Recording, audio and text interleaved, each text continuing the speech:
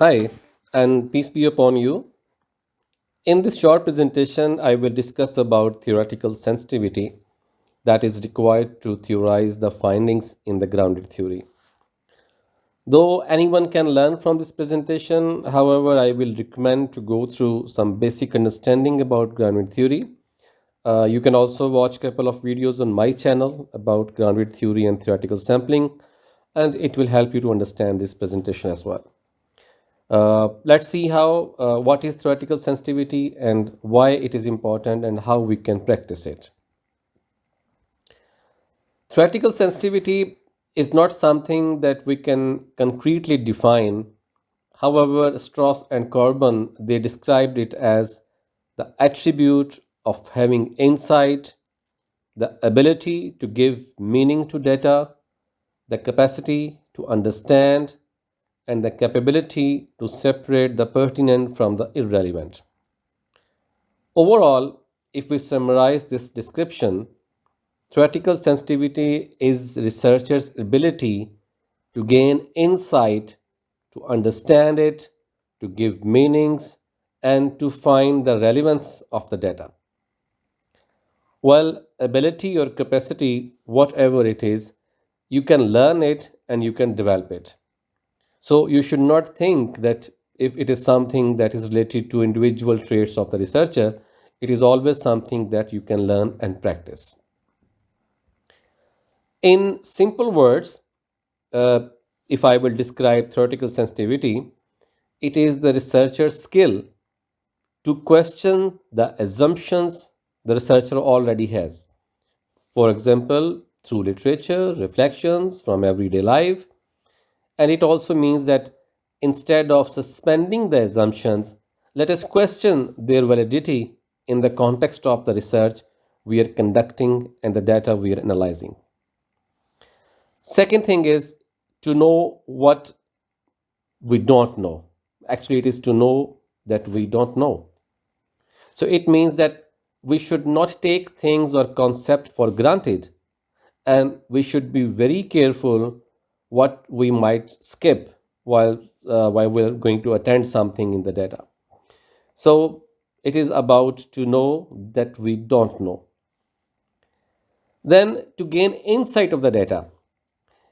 Insight of the data is to use the depth of the data.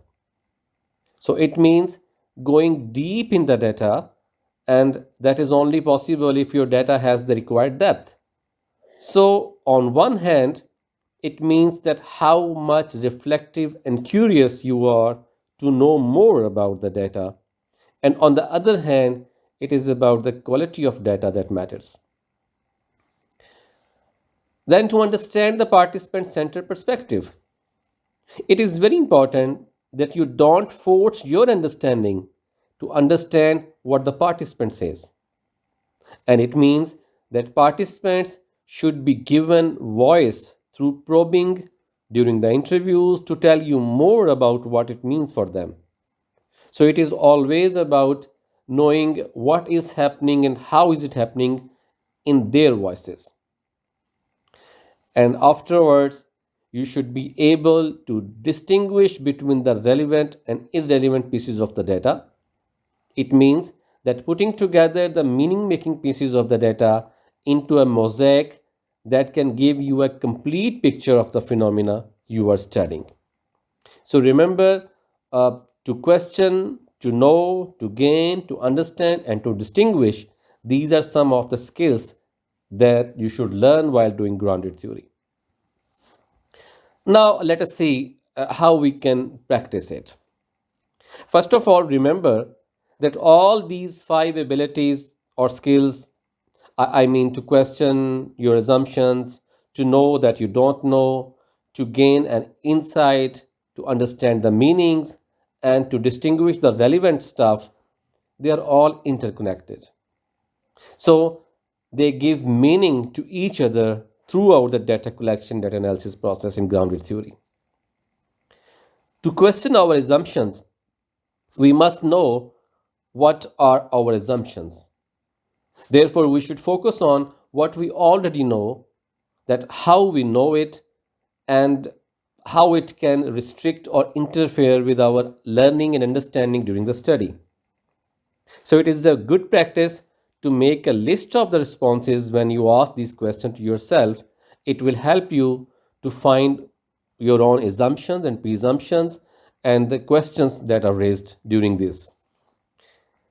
Then, to know what we don't know is very much related to know and question your own assumptions.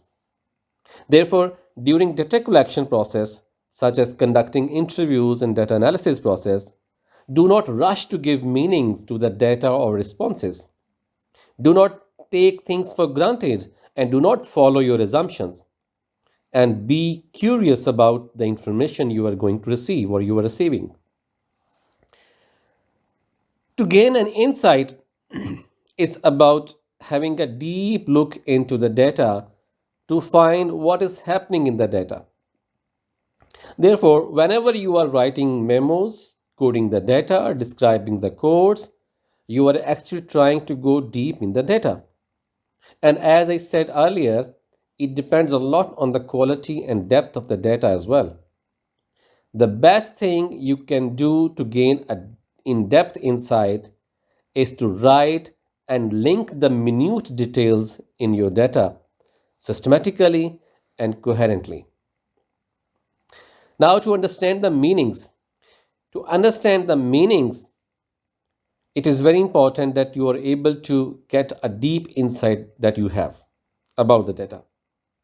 So, again, do not rush to give meanings to the data and try to find the participant's perspective and how they give meaning to the data.